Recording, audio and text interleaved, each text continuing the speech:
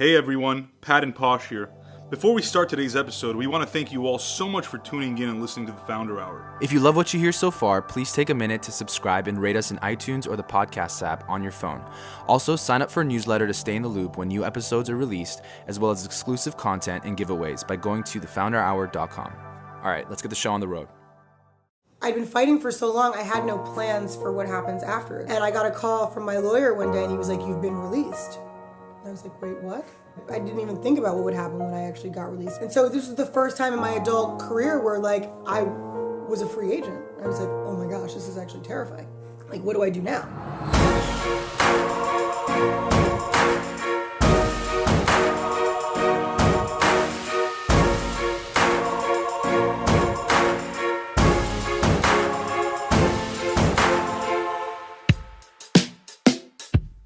What's up, everyone? We're here on the Founder Hour, and we have an awesome guest today. I'm not going to try to, I'm not too excited for her, but, hopefully you guys are. Her name is Kelis Rogers, and Kelis Rogers is the founder of Bounty and Fool, her own sauce line, but also she used to be, and still is, an artist and a performer. So, Kelis, thanks for, being on with us. Thanks. I'm not too excited to talk to you either, Nurses. Thank you. Yeah, so we always like to start off kind of, in the beginning stages of your career. So maybe tell us a little bit about where you grew up and how you kind of got into the music business, and then we can kind of take it from there. Well, I started, I'm from New York. I grew up in Harlem. I went to LaGuardia, which was a performing arts high school. I was a drama major, so I used to do all of the sort of songs and themes and ideas that we had for a lot of our plays and stuff. And ultimately my plan was to be on Broadway. That actually never happened, which I'm still pissed about. But Why didn't it happen? I mean, honestly, I signed my first deal at 17, so everything kind of from there took off. And the next thing you know, 10 years had passed, and that's what I was doing, and time flies. Yes, it does. So you said you signed your first deal at 17, but obviously you were preparing for that, or you already recognized that you had some sort of talent that would propel your career. When was that realization for you? You know what? I mean, I grew up in a really, my parents were super focused. So my dad was a musician, but he was also a professor at Wesleyan University. And my mom was a chef, and she had a catering business. So I'm really split down the center with both my parents. But I think, the main thing, which I think, was really poignant for me, was just that, my parents were always big on, nurture your natural talents. And so from the time I can remember, I got a scholarship for music when I was, 2 or 3 years old to play the violin from, from Count Basie? Was it Count Basie? Yeah. So I got a scholarship, Lionel Hampton.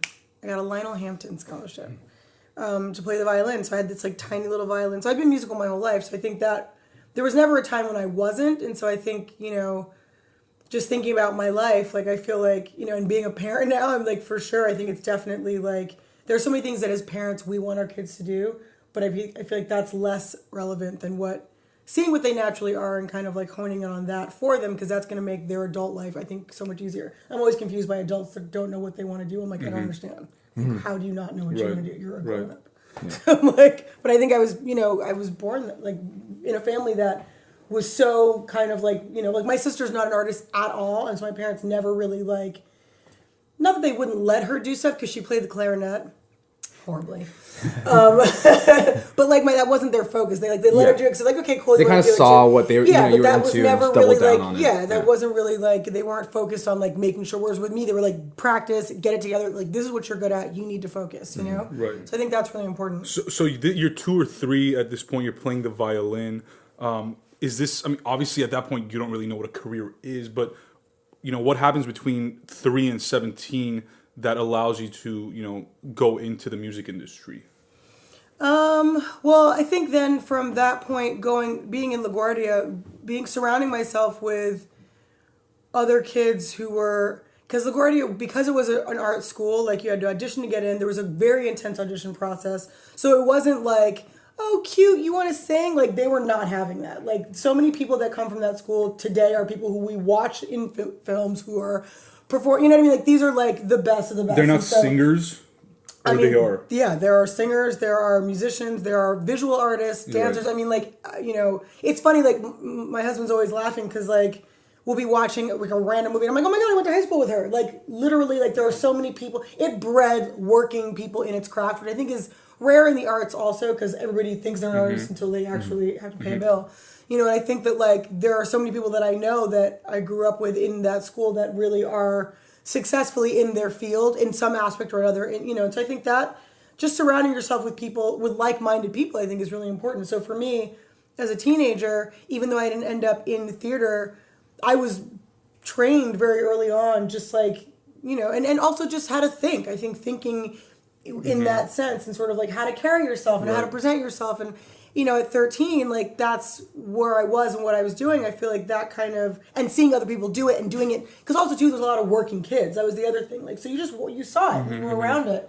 So even though, like, being in the music business was never really my goal, I think it was kind of inevitable just for me to be in entertainment because I'd been practicing and honed in on this for so long. I started modeling when I was 13. Yeah. I was just sort of always in that space, whereas, like, my other sisters were not at all. Like, I was always around people who were in music or in film or in theater or whatever, and so I think that just sort of became that was my microcosm, that was my society, that's where I grew up, that's where I lived.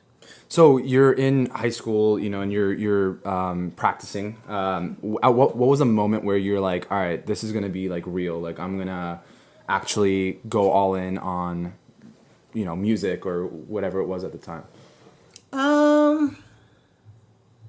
I think it was really circumstantial for me in that sense, the way that it happened. I moved out of my house kind of early. My parents were really strict on other stuff. And so my mom was kind of just like, either you're going to live under these rules, you're going to live in this house under these rules or you're not. And I was like, you know what, peace, I'm out. Because I'd been working. So I was like, I was modeling, so I was making money. I was working in a clothing store. So I was like, I was chilling. So I ended up like, after much like deliberation and all the other stuff that I was doing, I ended up eventually getting my own apartment. So I was in high school with my own apartment. So that kind of, tipped the scales a bit. And then I think really it was just like when I graduated from high school, I was already working so much. Like I had already met with the Neptunes. We were already down in Virginia. And like, it kind of was just a natural progression. It kind of felt like, well, I can't really afford college. If I was going to go, I wanted to go to NYU. Sort of like, well, you know what? Like, I got offered a deal. Like, I was just like, well, let me just see what this is. I never really had, and again, because I grew up, even though I grew up in an artistic, like, household, I didn't grow up, like, the world was so different then. I think that, like, and you shut up, don't start talking about my age. But, like, nurses like to talk trash. But about her age. Yeah, all the time. She's retarded. But anyway, so I think really for me, it was the goal. Like I didn't know what this could be. I had no idea what this could be. My examples of artists, although I saw a lot of what I thought were successful people, no one was like rolling in dough. Like there was no like, it was really like when I went into high school, it was 93. When you look at like music and what was happening at the time, like it was a real turn of like everything changed at that point. It was like a 4 to like 8-year period where I feel like everything really like boomed. Mm-hmm. Artists were making, and especially black artists in this country were making more money than we had ever made. Yeah. Budgets were astronomical. Mm-hmm. When I look at like what my budgets are now versus what they were back then, it's a joke. Like literally, like I didn't have one video less than $1 million. Like not even, it was like unheard of. They were like, yes, more, give her more money, give it more money, like more money. Like it was just, so I didn't even know what could happen. Like, because before that, everything I saw was just like really, women on Broadway, and my dad was a jazz musician, and they were really successful because they were top of their game, top of their craft, but their money wasn't the same, so it didn't look the way that it looks right now. Do you know what I mean? Like, they were artists and they were struggling, but it was like amazing that you could be an artist and actually like make a living. Like that was so cool. Like no one ever thought, like I didn't think about being rich or like or it was like always a side hustle or something. It was kind of just like you struggle and you do it because like you can't do anything else, and it's for the love and the passion. That's what gave the credibility to it. It wasn't like, oh, there was no Instagram and there was no YouTube and that stuff didn't exist, so it wasn't the ideas of being like, it was kind of just like, this is what I'm going to do. I'm working, I'm 17, I've lived it on my own for a year now. Like, what are my other options? I'm getting offered, something to do that's cool that I like to do. So that was really how everything started.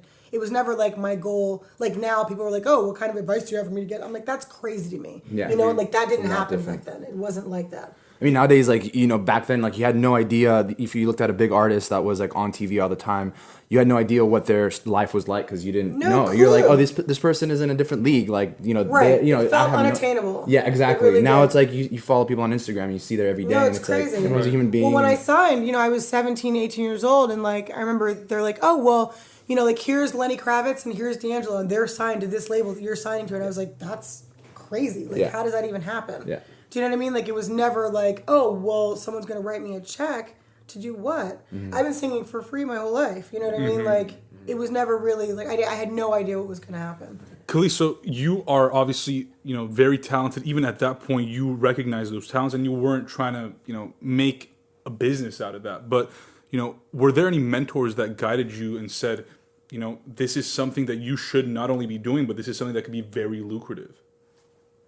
No, we were raped and pillaged from day one back then, for sure. Like, there was no, like, and especially as a female artist, it was so male-dominated. And there was one woman executive that you knew of that had any real power, and that was Sylvia Rhone. You know what I mean? Like, and not say that they didn't exist, but just like how now, like, there are so many women. They weren't accessible. Not at all. Not the way they are now. And it definitely, especially too, because just like media wasn't what it was. If they were there, it was like stealth. It was very quiet. It wasn't like, so for me, and on top of that, I think as an artist, no one presented this as like, this is your business. You are your business. No one ever said that. And it's an obvious statement now.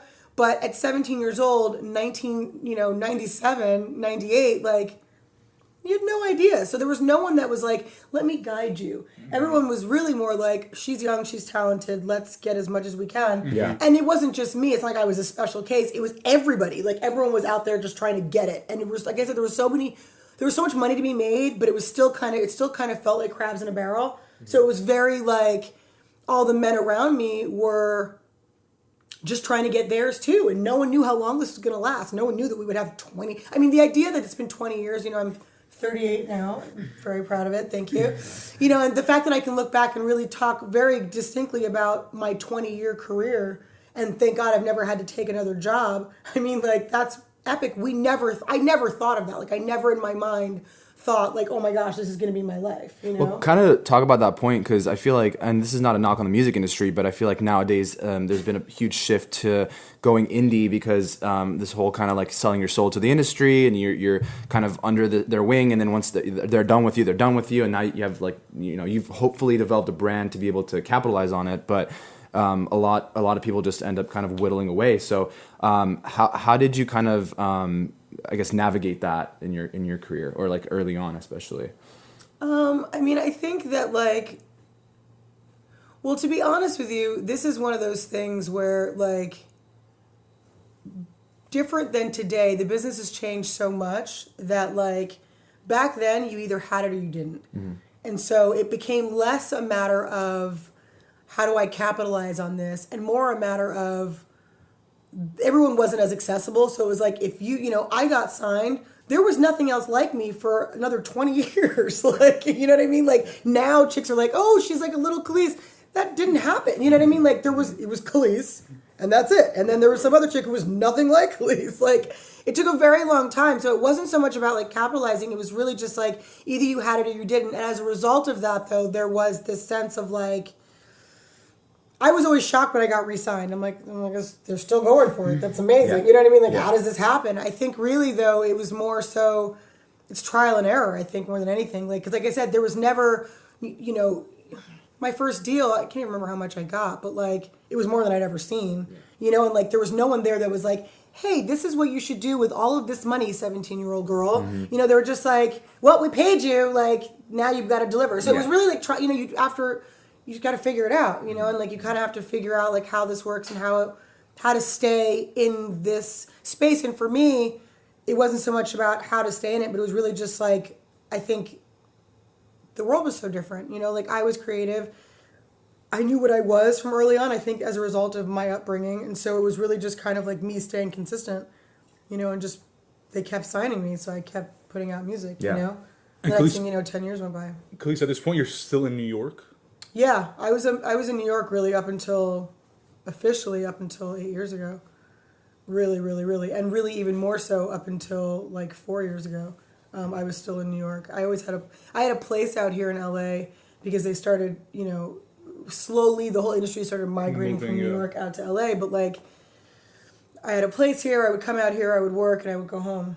I'm always curious about artists and how they are their own business, really, and I think that's something you touched upon. But how did you treat it like your own business? How did you treat it like the owner of the brand? You are obviously the talent. It doesn't exist without you, but there's also many pieces around you, whether it's those that are managing you, those that are helping out with a PR, or getting these events. How was so your role kind of shifts, obviously, but how did you deal with that changing role of not only artist but also brand? You know what? I think that didn't really become a real issue like up until about probably about like 7-8 years ago. I think before that you were treated, and again, I'm so not the person to like whine about listen, my life has been fantastic and I've had a wonderful career and whatever, but if you're really going to be genuine and honest about it, as a female artist, like, you get handled with kid gloves all the time, and like people just assume that like you're temperamental or that you're emotional or that you can't, so people are constantly like doing these things around you, and it's not until you really wake up one day and you're like, hold on a second, why are we doing this way? This actually doesn't make any sense for who I am at all. And then you get pushback because they're like, we've been doing this without your input for so long. We would prefer you just shut up. And so I think that like it wasn't up until probably, and I think it really hit me. It had to be around 2007, and that's because I had a conversation with Barry Weiss, who was at the time the CEO of Jive Records. And I remember we were in Denmark and we were at some award ceremony, and I like had to like track him down because he didn't want to have the conversation with me. So essentially I was stalking him. And I had to track him down, and I was like, yo, like, what's up with my record? And it was really because I felt like, this was 2007. So Kelis Was Here had just come out. It was, Bossy was my single. It was one of the biggest singles of the year.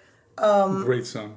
Thank you. And it was right when the music industry really started to change. So think about it. The economy started to change around like 2008 when everything went before to the hell. crash, right? Right before that. So everything had started to take a slight shift. And as artists, we didn't feel it. And it's funny because it's so crazy. I remember having conversations with people in 2010 and being like, yo, thank God it hasn't affected us as artists. It took so long for it to hit. It was like these tiers of like, of businesses that got affected. It took years for it to really touch us. It was probably even after 2010 where we were like, yo, like, okay, this is actually affecting us. It was probably 2011, 2012 where you started to see it really affect the music business for us financially, like where I can really say, wow, I really see this as being a difference. By 2007 is when I noticed that I had to start taking control of things, and it was because here I have one of the biggest records, female records of the year, and I can't get any more money out of my record label. And I'm like, yo, what's up? And it was right when, and it was because of all the stuff that had happened, like all from right before that, the illegal music downloading was huge back then. Like, exactly. When everything started to, Frostwire. Yeah. Everything started to affect it. So it's funny because I remember being like, yo, what's going on with my record? And Barry Weiss, head of Jive, looked at me so distinctly and he said to me, I really don't care. He's like, we made he says, and the record had just come out. He's like, we sold 1.6 million ringtones on Bossy alone. I don't give a crap about your record. Ringtones were big. I remember Soulja Boy's song. No, it was huge. It was like the number one. No, it was yeah, huge. it was like Which one was that? Superman? It was huge. Yeah, that one. Yeah. We had made. They felt like, and the thing is, but because of the way that the nature of the business was, I didn't see any of that money. Oh yeah, right. Because there were no rules for that yet. Like who was licensing anything? No, who was really organized? So it was like, so the record label was getting it, and he was like, we sold 1.6 million ringtones. And this is just the beginning. He was like, I don't care about your album. Album. He's like, don't care, not interested. So I was like, wait, what? Hold on. That sucks. Because chicks are coming up to me like, look, you're my ringtone. And this is happening every hour of the day, I'm on, like literally at the gas station and someone's phone rings and it's me. You know, and I'm like, but yet I'm not seeing a penny. I'm like, wait, hold on, this is a problem. Like, we need to figure this out. And my management didn't care. No one cared. Everybody was just, it was happening so fast that no one was keeping up. That's when I realized, okay, wait a minute, this is a problem. And they obviously don't. I need to figure this out. And they obviously don't care because they're making they're making money, yeah. Right. At that point, you're just kind of like, doing. At that point, I don't even know how to put this, but like, you're just basically doing the work. No, you're going through the motions too. You're like an intern at that point. No, you're just doing all the work for them and seeing nothing in return. No, absolutely. And they've been so used to that. While the music industry is changing, they're adjusting to the best of their ability, but they don't really know how to adjust yet either. Managers don't know how to adjust. Then they start introducing this thing of 360 deals, which to me was, it sounded great, but I wasn't a new artist. So for me to do a 360 deal, which basically just means that like now, whereas before, again, everything progressed according to what the world was doing. So, if, like an album, if a artist got signed for an album, it was like you get signed for one album, and let's say you get an option for 6. That's what they were doing, which was insane, right? I mean, it's like real estate. No, but it's also, it's rape. It's they're raping you. They're setting you up to fail. No, full on, and then they're giving you more money. They're giving you so much money up front too, and you don't know. Right. You're just like, oh my god, that's amazing. You're going to give me never seen this much money before. That's insane. That's crazy. Sure, I'll take it. That's amazing. You have no control over your marketing budget. So they're telling you your marketing budget's going to be another $1 million. You're like, that's amazing. But some jackass who really doesn't have a clue and doesn't care has a relationship with this person. So now they're going to put they're like, oh, this sounds like a great idea. We're going to you're like, this is crazy. So all this is happening. 360 deals sounded like a good idea because they're like, okay, well, now everything, we'll take care of everything, but now we get everything. So whereas before merchandising belonged to you, they're like, nope, that's us too. Touring belonged to you. Now they're like, we're going to take a piece of that too. We're going to help you with everything, but we're going to take... So, like, you just didn't... They get everything up to a certain amount, and then after that, you get to... Theory, But it's not that way. It's that if the margins are unrealistic, if they're like, okay, we only get this much, but you have to sell 10 million records, but now it's a financial freaking catastrophe in this country because it's physically impossible. And now you have sold your soul, literally, and they're like... But we told you ahead of time, and now you're like, what? This is crazy. But you're busting your ass. You're working literally 365 days a year. Something's got to give.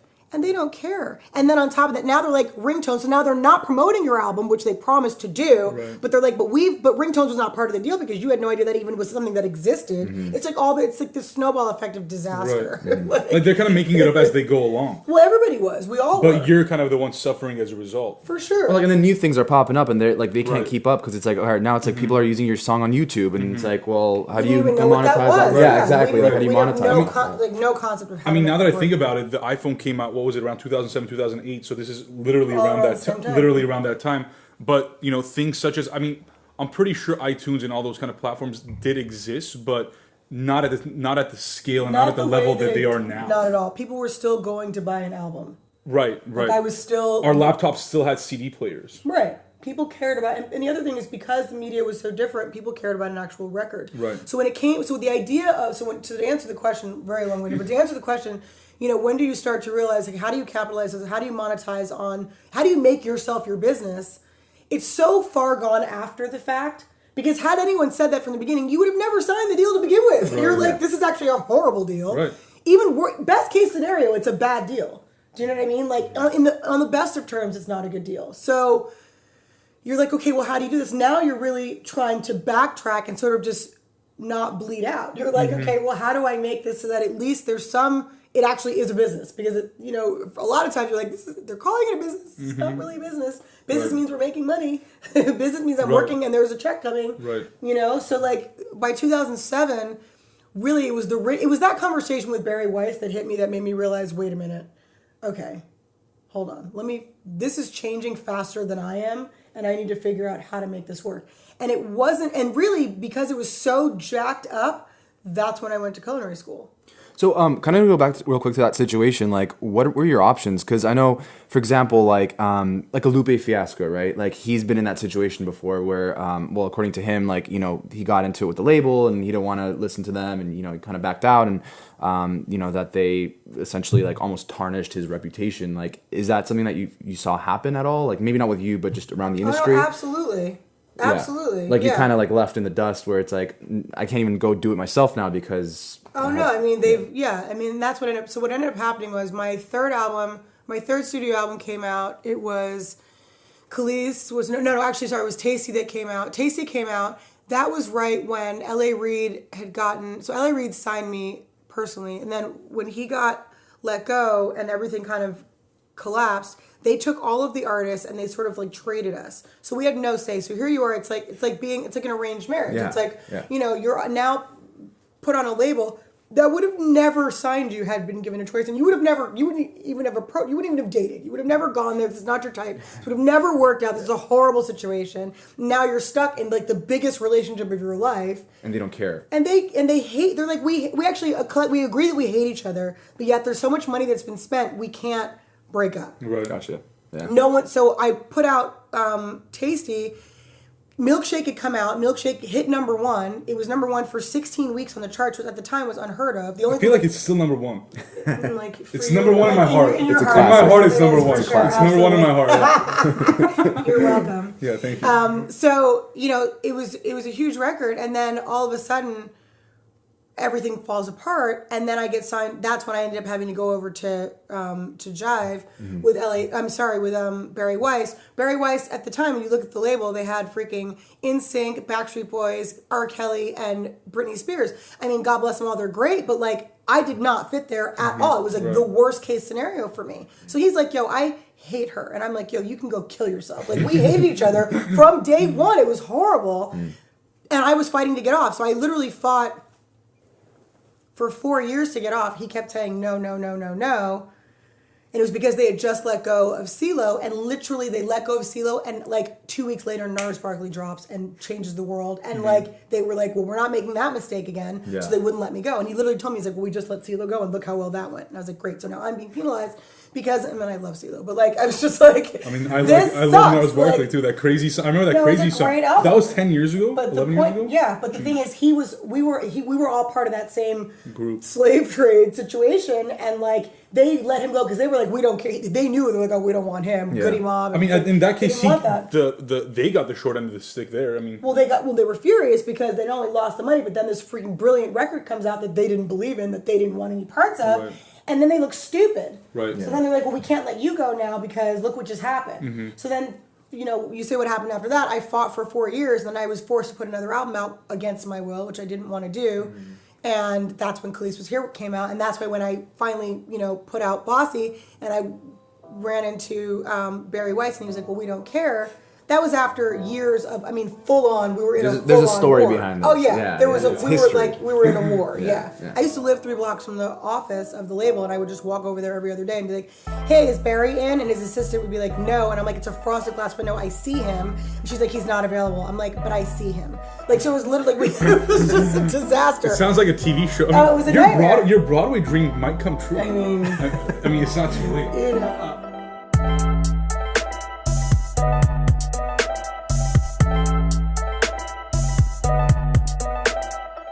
I think I've talked about this with you before, and I know that you've written most of your songs, but what was that process like for you as a song, not only a singer, but also a songwriter? I think that's obviously a big part of the song and the music that you're putting out there, but, what goes through your head, or, what is happening when you are writing, or that we're writing these songs?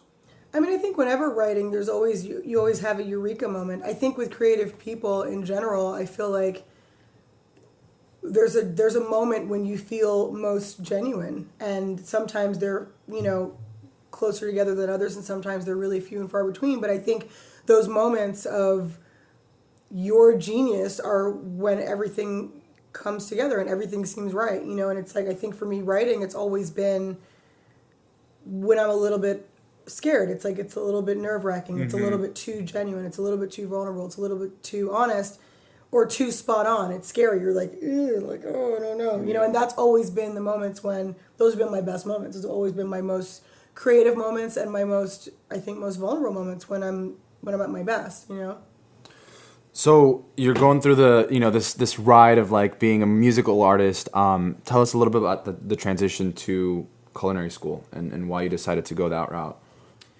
Well, you know what's funny? Like, every time I do an interview about this, people always ask, like, there was never a point when I said, like,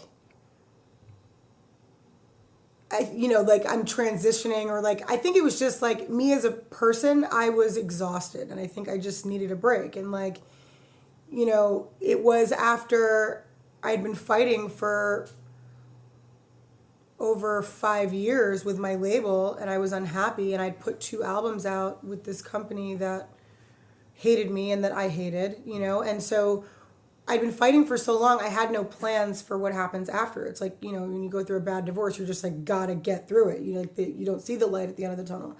And I got a call from my lawyer one day, and he was like, "You've been released." And I was like, "Wait, what?" Well, I mean, I've been fighting full on, I'm talking about full out war for years. Like, the idea of, I didn't even think about what would happen when I actually got released, to the point where you have a moment of panic because, I'm 27 years old, and I've been signed since I was 17. I've been signed my entire adult life. Yeah, you can, there's a level of, like, that they're screwing you day in and day out, but there's also a comfort in it, knowing that, like, You still have a job. Like, I'm you still have a getting job. paid. Yeah, You yeah. still have a job, yeah. Yeah. And so this was the first time in my adult career where, like, I was a free agent. I was like, oh my gosh, this is actually terrifying. Like, what do I do now? And you've been fighting for so long, there was no plan. And literally, I think, like, from that point, it was a few days that went by, I was just watching TV, and this commercial came on for culinary school, and I was like, I'm going to do that. But did you always kind of have that in you? Like, do you always like love food, or did you grow up around food, or was it just kind of off a whim? Like, well, no, my mom had a catering business, and my mom was a chef, so I definitely, like, I grew up around food and great food, and food's always been a huge part of my family.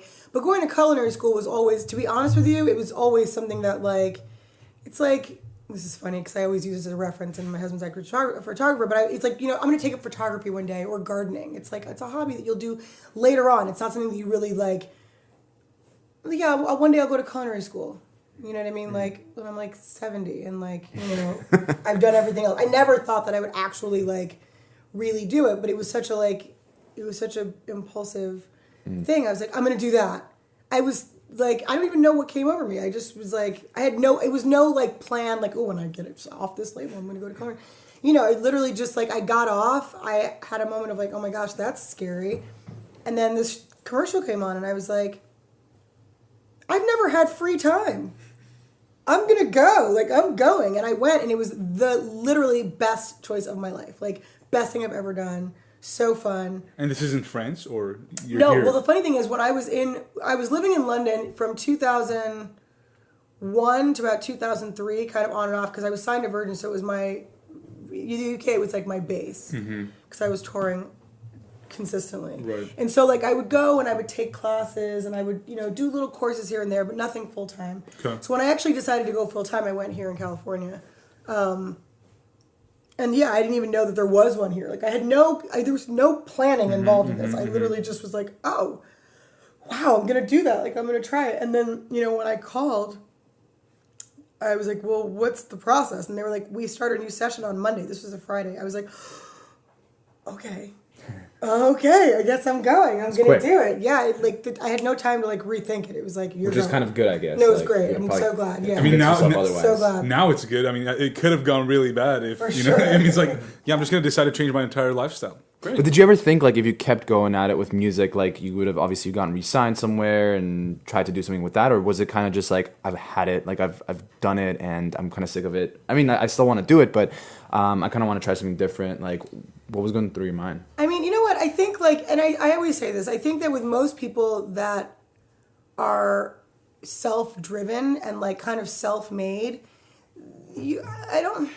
I never really operated off of, like, what if this doesn't work? Do you know what I mean? Like, even, like, when I graduated from high school, like, my best friend, who's a beast, like, she's a financial analyst, like, she went to NYU, she went to Stern, and, like, I remember her dad, who was a school principal, was like, what's your plan B, Kelis? And I looked at her and I was like, what? Like, I don't have a plan B. Like, this is it. It's like,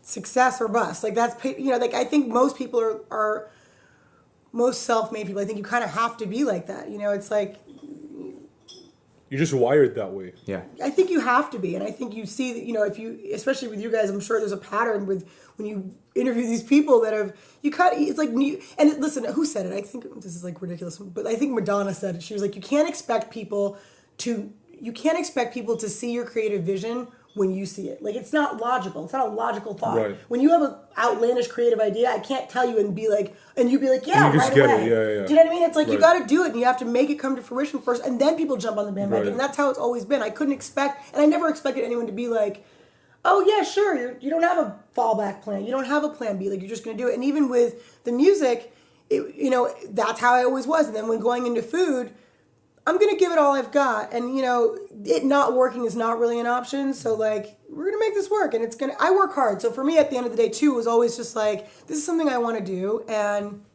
I'm going to do it.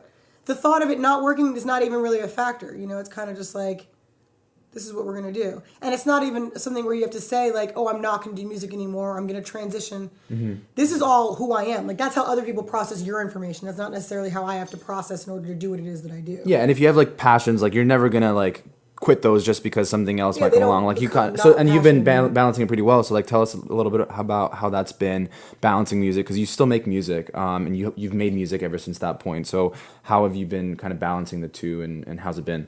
Well, I mean, the beauty of this is that, 20 years now down the line, like, I've made my bed and I lay in it, basically. Mm-hmm. So, like, it's kind of like my schedule is what I want it to be, and my time is, I can deem things as important as they need to be. There's nothing that, like, if I feel like recording, I record. If I don't, I don't. If I'm going to go and do an event with food, I do it. If I'm not going to do it, there's nothing that's like, and it sounds very lackadaisical, but it is 20 years of putting time and effort into something that now the music is kind of on autopilot. Mm-hmm. And so, like, I don't have to solidify. And it's funny because it's interesting, actually. I remember the first, like, 3 albums of mine, the arguments that I would have with my label, and them being like, well, this album is nothing like this album, and this song is nothing like this song, and how are people going to know who you are? I've been consistently inconsistent for 20 years, and so now I don't have to do anything. Like, no one looks at me like I'm great. If I came out and decided that I was going to do, like, become a high school principal. I mean, literally everyone's like, that's her. Like, you know what I mean? Like, it's just like, yeah. I've earned that right at this point, and so it's harder that way. I will say for sure, it's definitely, it is not the easiest thing, and it's not as palpable for people to digest. People need to be spoon-fed everything consistently. Yeah. But I think, I've put so much time and effort into it that now with the food thing, people were kind of like, okay, interesting choice. And kind of people just sort of went with it. And because the music I don't have to prove myself anymore. If I put a song out, I put a song out.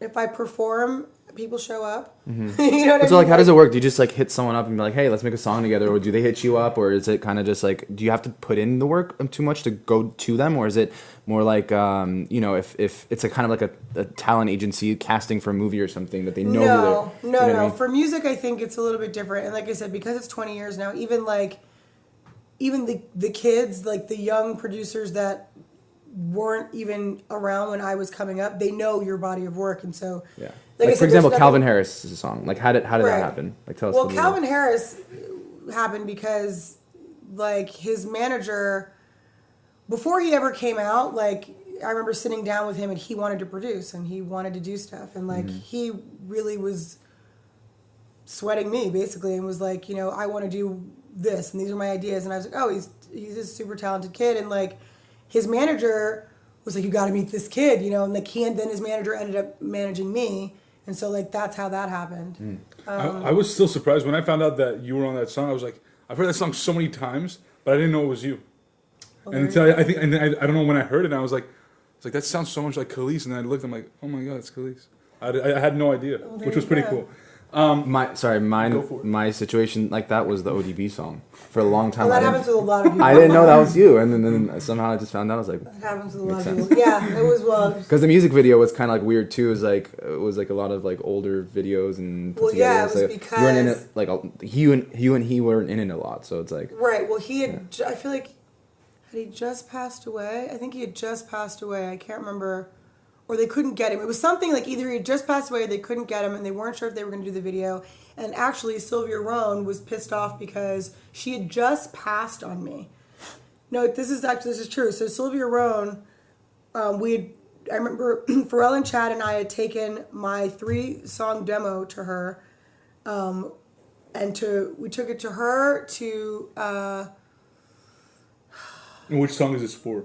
Well, this was for the old DB. He was signed to Elektra, which is what she at the time was president of or CEO of, president of, and she had passed on me, and so when Caught Out There, which was my first song, had come out, and then Hey Dirty Got Your Money came out, she didn't want to put that label. She didn't want to put the money to promote me into that song. So it was kind of like a weird video because like they didn't want to put the budget up for it, and like, you know, so they had all these weird clips, and like he was either, I know he was impossible to work with. He was either impossible to work with or he had just passed away. I can't remember exactly what era that was, but basically that was the whole thing. So that's why the video is strange. But yes, that was like my first, like, I was literally 16 when I recorded that. Yeah. Wow.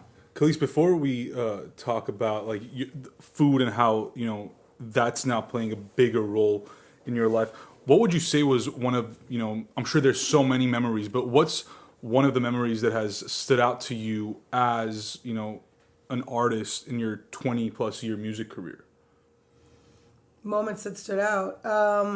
And maybe why they stood out. Not maybe, and maybe they're not something that, you know, we might find super interesting, but something that you were like, you know, truly, whether affected by, or you're like, wow, you know, that's awesome, or maybe the opposite effect of that. I mean, I remember, I always use this as a reference because this has been really poignant for me. I remember standing out in front of a crowd. I was the first black artist to ever perform in this space. It was where Hitler used to actually hold all of his rallies. Jeez. And this was in Nuremberg, Germany. And I remember them telling me, they were like, "You're the first black artist to ever perform." And I was just like, no pressure. And I was about 18, 19 years old, and I was standing out in front of a crowd of, I don't know, maybe 20,000 kids. And I remember thinking, like, how is this happening? Like, number one, looking at my dad was one of the most talented men I've ever met, and I don't think that he ever really had that moment like I was having. And then I also think, here I was, this girl from Harlem, they're telling me, I never had these aspirations. So not only, they're, you know, it's the weight of, they're saying you're the first black artist to ever perform here. Where is here? That's crazy. And then just the fact that, like, I'm looking out at a sea of people who look nothing like me.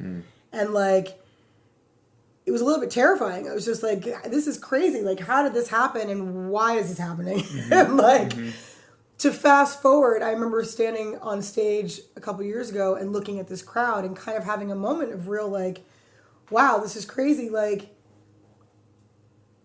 it sounds really, like, you know, grandiose and whatever, but, like, I know that there's a group of people that I raised, you know, that, like, that raised up with me, and that, like, there weren't, you know, not to say that we didn't exist, but, like, I was the only black girl of this generation at that time that was talking about what I was talking about, saying it the way that I was saying it, wearing it the way that I was wearing it, looking the way that I was looking. And to stand out on stage right now, there's no separation between me and my people. And it's like, it's amazing to see that, like, when you don't have a tribe, you can make it. And yeah, it took 20 years, but, like, when I stand out on stage now, these people look like me. You know what I'm saying? Like, they're, and not just so much, like, not talking about color or hair, but just the fact that, like, these are a bunch of people that are, it is the example of this melting pot that, like, that I had it going on in my head anyway. Do you know what I mean? Like, to see it manifest in front of you is definitely pretty epic and pretty crazy. And, like, I know that no one can ever, like, if I never sing again, no one can ever say that I didn't play a role in that. You know, and, like, that's really dope to me. Well, for now we'll transition to the food because that's one of my favorite things. I love food, obviously. And, you know, when the first time I heard that Kelis was, you know, a chef, I was like, interesting. That's like an interesting choice after you become after you're an artist for so many years. And then I tried her food, and I was just like, this is unreal. You know, like, I mean, I've tried, like, good food, you know. And then he had me try it, and I felt the same way. Yeah. And I'm just like, I don't even know what to say. Like, I was speechless, and I'm not really a speechless type of person. I'm like speech more type of person. I just keep going on and on and on. But, you know, how do you think music has played a part in the way that you cook and, you know, the way you present? I mean, again, I've had your food, and I mean, I could sense that there's truly there is some sort of emotion in there when you are cooking, whether it's the presentation of it, whether it's what you do with it. How do you feel about that? You know, I think that, like, it's funny because it didn't hit me until doing an interview not too long ago, and someone was like, you always use food references in your songs. And I was like, no, I don't.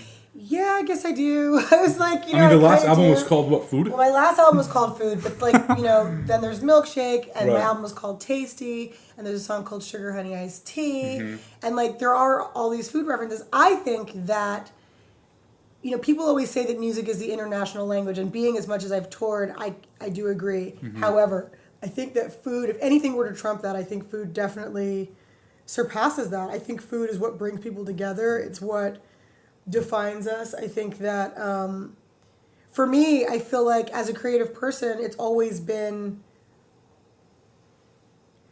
I think music is extremely selfish. I think music is, for me at least, I make music for me. If you don't like it, I can genuinely say I'm not really bothered. I don't care. I don't make music for you ever. And whereas food, I think, is completely the opposite. Food is extremely communal, first of all. Secondly, it's something that, like, we do it, to every event in our lives is based around every good event. I mean, think culturally, like you're come on, every wedding, every graduation, every family thing is like, come eat. You can't go to your house without your mom being like, and my mom's the exact same way, like, you're like, I'm not hungry. She's like, what? That's crazy. Like, insulted. No, she's like, you came over here though. Like, I'm like, well, I didn't come over to eat. She's like, please eat, and that's such a, like, and I think that, like, culturally, so many cultures are like that. I feel like food it does surpass so many boundaries that for me, it is the ultimate show of love. And it's not selfish. You cook because you want people to love it. It's not, I wouldn't make something and be like, I don't care if you hate it. Like, it's like, I want you to enjoy it and to partake of it and for us to be able to share it. And like, that's such a different thing. Whereas music is very much self-gratifying. I do music because it feels good for me. And if you happen to like it too, that's an extra bonus, but I can't be bothered about that because it is such a self-expression, which I think food is different in that sense. I think food is very, you want to break bread with people, and it is an international language. I've shared more with people about food where we don't even speak the same language than I ever have with music. Music is more people like responding to me, less about me responding to them. Whereas food, I've been out places where I'm like, I've tasted something that someone else made, and I'm just like, you're like, thank you for this wonderful morsel that I just had. You're like, it's such a different thing, like it makes you interact and it makes you really human. It's like, it's the most humanizing. Some people don't listen to music, and you're like, wow, that's so weird you don't listen to music. As a musician, I find that strange. However, that exists. You don't meet people who don't eat. Like, everybody has to eat for survival. Whether they live to eat or eat to live. Right. I'm a live to eat guy. Oh, I'm totally, listen, I'm totally a live to eat guy. Let's just be real. But I know people who are definitely like, they kind of like eat to live, and you're just sort of like, no. Yeah. And you kind of think you can change them. Like, can I turn you? Yeah, exactly. But it's funny. Like, I think that's one of the main differences is that everybody eats, and so because of that, there is a bond I think that we have with food, and that for me as a creator in things, I work with my hands. Whether I'm writing or I'm cooking or whatever. For me, it is about being able to really, I guess, what's the word? The word is not create. Capitalized, but it's kind of like, really, how do I like manifest as much of who I am in this particular moment on this plate as I can for you to understand my love for this moment. I think that's really the best way to put it. So tell us about some of the, different arrangements that you've had, cooking at events and things like that. Like, what was maybe your favorite, and how's that been? Well, I think, with food, it's funny because, like I said, with music, I've got 20 years under my belt, and so there's a level of confidence, and I think what's the word? People know what they're getting with me. Yeah. And I've had, like, 20 years of me being on stage. Like, people come to see me, and they have an idea of what they're going to get, right? Whereas with food, I think people don't know what they're going to get from me, and so there's a newness about it that's really exciting. I also think I don't really know what I'm going to get from me sometimes. There's a newness with myself just because I feel like, with music, there's nothing new for me at this point. Like, even when I write a new song, it's like there's a process that's already been put in place within myself that you kind of just work out. Whereas with food, it's still sort of figuring out. It took me, it's funny because I could always cook. My mom's a cook. My mom's a great chef. I remember it hit me after culinary school because I was like, people were like, but you could already cook. Why are you going to culinary school? was like, well, I didn't really have an answer until I got out. And it was really the fact that, like, before I went into culinary school, I cooked like my mom. Right. I was like a little hurt. I didn't really have my own style. And when I came out of culinary school, it's when I really got my voice, which I think was really interesting. I began to understand who I am as a chef and what that looks like and what it means. And I'm still figuring that out every day. You know, like, it's still a process, which is really fun. I think that's really for me, it's those moments. It's those moments when I do something, again, because I'm still, like, I'm still figuring out what is honest for me food-wise. That when I do hit it, I'm like, yo, that's so crazy. Like, it's crazy to see, like, it's funny, like, when I watch my son draw, like, Knight draws all the time, and to see this 8-year-old, like, he's kind of manifesting who he is drawing, but to see, like, he's so imaginative, and he's 8, and he's got all these really huge ideas, and then to see what that looks like for him on paper, and even what his response to himself is on paper. It's really interesting. It's that process. I think for myself, sometimes I do things, and then you're like, oh, wow, that's crazy. Like, that is so who I am. I'm like, that's why I did that like that. That's so who I am. You know what I mean? Like, I couldn't have articulated that in words or in writing, but to see it on this plate, I'm like, yo, that's nuts. Like, it's interesting. You find out stuff about yourself, Kelis, it's actually also interesting that you turned this, I wouldn't call it even a newfound passion because you clearly always had it, but this newfound, thing you were doing into another business. You have the cookbook, you have now, all the sauces under the Bounty and Fool line, which, by the way, I mean, I go through maybe one every 3 days. It's almost unhealthy at this point, but it's okay. I'm keeping it going. But how was it like? And I know it's been pretty recent with you, starting Bounty and Fool, but I think it was last year, or maybe a little earlier than that. You were basically CEO, COO, CMO, social media. I mean, you were everything for Bounty and Fool. So obviously, it's not very easy to do that. But how was that experience like for you? And what is the future looking like for Bounty and Fool, or just in general, just with food? What do you foresee, or what do you hopefully dream of happening with that brand? Well, it's funny. Like, when I started, I assumed that I could approach it the way I approach everything else, and which could not have been further from the truth. This sounds retarded now in retrospect, but like at the time, you just figure like, well, if you just got the money to do it, you just do it, and like it'll be fine. Right. Doesn't work that way. That is not a good business plan at all. Like, I can definitely say that. I think for me, the reason why I ended up doing that, why I was, I would make jokes because, like, there was that commercial with the guy that would, like, they call him and he's like, hold on 1 second, let me get my customer service. And he's like, hello? He's like, let me transfer you to shipping. And he's like, hey. And, like, literally that was me. I think it was because I felt Would you at least change your voice or no? Like, I made no attempt at all. Okay. And to where people be like, is this Kelis? And I'm like, no. Yeah. They're like, your voice is very distinct. That's a negative. But I think it's because, I think I messed up so much in the beginning that I really wanted to understand my business. And like, the only way that I could do that was to really know all aspects of it. I had to know what the shipping, everything about that. And it sounds stupid, but like the only way that I could really tell someone else how to do it was to do it myself. Right. And same thing with just like the marketing and like all of those things. Like, I had no foundation for what I wanted this to look like or what I wanted it to be. And so that's why I ended up just doing it myself. Because I was like, well, the only way that I'm going to really figure this out is if I just do it, And so that's what ended up happening. And so now, obviously, like, I'm grateful that I've been able to delegate some of these things to other people. But I definitely had to kind of take over and sort of just do it, or else I wouldn't understand it. And this wasn't something like the music where I didn't have to know. All I had to know was the music. I had to understand how this worked and everything, my costs and why and what I was willing. And that's the funny thing too, coming from a creative perspective, like really understanding. As an artist, I don't sacrifice much. Like, I don't have to. No one tells me I can't write that because of the cost. Or, and no one told me I couldn't have that video because of the cost, because, now they do. But at the time, starting out, they didn't. Whereas with sauce and stuff, like, all these things mattered that didn't matter for me before, and having to kind of get a grasp of that and figure out, like, picking your battles, Right. So, I mean, as much as I love food, and I know Narcissus is the food guy, I'm more the music guy in this food here. So when's the next album coming out? Oh, man. I don't know. I mean, it's funny, like, it's kind of been, I put records out every 3 to 4 years generally. So It's about that time. it's about, We're getting there. We're in that zone. We're in that zone. Yeah, we're in that zone. We are. So 2014 was the last one, right? yeah, Okay. it was. So We're there. I'm right on track. So yeah, so I'm basically like slowly starting to like do a little bit of writing and that kind of stuff, and we'll see what happens. We'll see.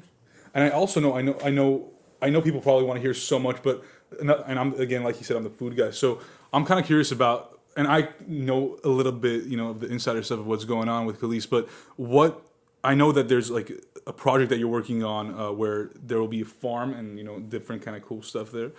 So why don't you talk to us about that and how that's going to be part of your future.